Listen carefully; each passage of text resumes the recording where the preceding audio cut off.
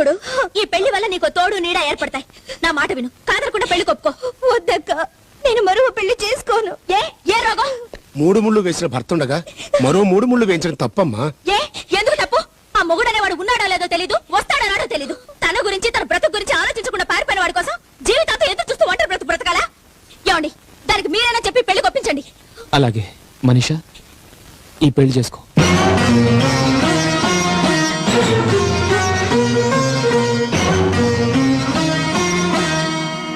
వద్దులే, చేసుకోవద్దు. ఎందుకు చేసుకోవద్దు? ఒకసారి పెళ్ళైన పిల్లకి రెండోసారి పెళ్ళంటే తప్ప.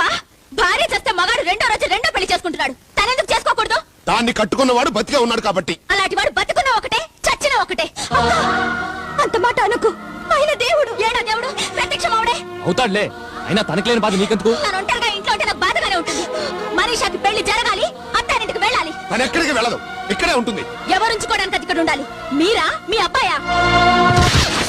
చూడు, ఈ పెళ్లి వల్ల నీకు తోడు